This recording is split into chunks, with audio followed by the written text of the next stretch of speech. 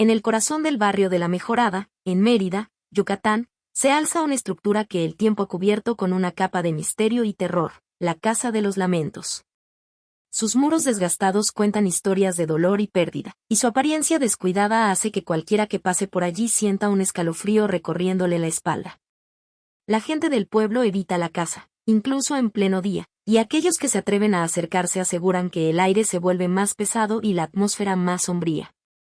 Dicen que en su interior, los ecos de tragedias pasadas aún resuenan en cada rincón. La historia de esta casa se remonta a finales del siglo XIX. Isabel, una joven mujer de belleza delicada y sonrisa luminosa, vivía allí con su esposo y su pequeño hijo, Felipe. Isabel era conocida y querida por los vecinos, que admiraban su amabilidad y su dedicación a su familia. Cada día, se podía ver a Isabel cuidando de su jardín o jugando con su hijo en el patio. La risa de Felipe llenaba el aire, y el hogar irradiaba alegría.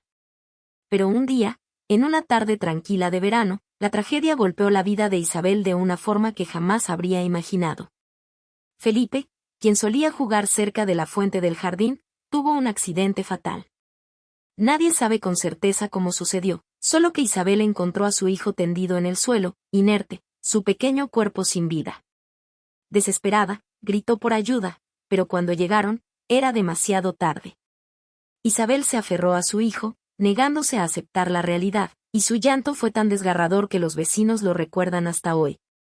La muerte de Felipe desmoronó la vida de Isabel. Los días y las noches se tornaron en un interminable lamento.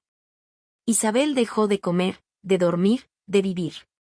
Pasaba horas en la habitación de su hijo, abrazando las pequeñas prendas que él había usado, hablando como si él aún pudiera escucharla.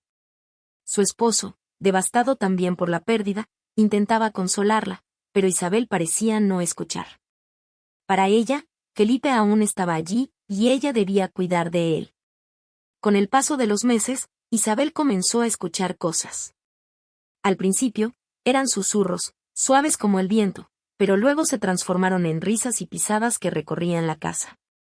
Isabel creía que su hijo estaba con ella, que su espíritu no había abandonado el hogar.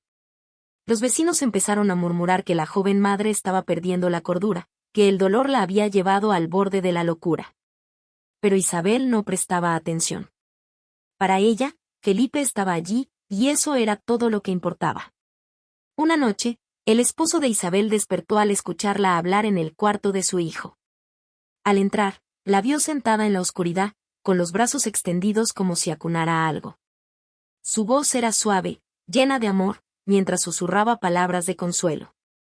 Él trató de acercarse, pero Isabel lo miró con una furia que jamás había visto en sus ojos. Le ordenó que saliera, que no interrumpiera. Aterrorizado y sin saber qué hacer, el hombre salió de la habitación y cerró la puerta. Esa fue la última vez que trató de acercarse a Isabel. Con el tiempo, Isabel se volvió una sombra de la mujer que solía ser. No salía de la casa, y los vecinos comenzaron a escuchar gritos y lamentos que se alzaban en la noche, como si el dolor de una madre desesperada se hubiera convertido en parte de los cimientos de la casa. La gente evitaba pasar cerca, y aquellos que lo hacían juraban escuchar el llanto de un niño que provenía de las profundidades de la casa. El esposo de Isabel, incapaz de soportar más, abandonó la casa una noche y jamás regresó. Isabel se quedó sola, sumida en su tristeza y sus recuerdos, y con el tiempo, su presencia se desvaneció como un susurro en el viento. Nadie sabe exactamente cuándo murió, pero los vecinos cuentan que desde el día de su desaparición, la casa se volvió aún más oscura. Algunos afirman haber visto la figura de una mujer en las ventanas, como si Isabel aún vagara por los pasillos, buscando a su hijo. La Casa de los Lamentos ganó su nombre por las historias que circulaban entre los habitantes de Mérida. Cada nuevo inquilino que intentó habitarla abandonó el lugar poco tiempo después, incapaz de soportar los extraños ruidos que llenaban las noches. Gritos, susurros, y el inconfundible sonido de un niño corriendo por los pasillos. Algunos aseguran haber visto figuras sombrías moviéndose en el interior de la casa, mientras que otros sienten una presencia pesada, como si alguien los vigilara. Con el paso de los años, la casa se fue deteriorando. Los muros comenzaron a agrietarse, la pintura se desmoronó, y la vegetación cubrió parte de la fachada. pero el miedo que inspiraba la Casa de los Lamentos nunca desapareció.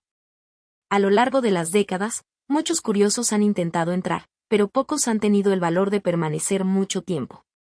Aquellos que han pasado la noche en el lugar cuentan historias aterradoras, puertas que se abren y cierran solas, pasos en el piso superior, y el inconfundible sonido de un lamento que se eleva en la oscuridad. Los rumores dicen que el espíritu de Isabel está atrapado en la casa, que no puede descansar hasta encontrar a su hijo. Se dice que en noches de luna llena, su figura se puede ver deambulando por el jardín, con los brazos extendidos, llamando a Felipe. Aquellos que han tenido el valor de acercarse aseguran que, si escuchas con atención, puedes oír la voz de un niño respondiendo desde las sombras. Hoy en día, la Casa de los Lamentos es un sitio de leyendas y misterio. Aunque la gente sigue contando historias de lo que sucede en su interior, nadie ha podido comprobar que es real y que es solo producto de la imaginación. Pero una cosa es segura, quien se acerque a la Casa de los Lamentos, debe estar preparado para enfrentarse a los ecos del pasado, a los gritos de una madre desesperada y a los susurros de un niño que jamás encontrará descanso.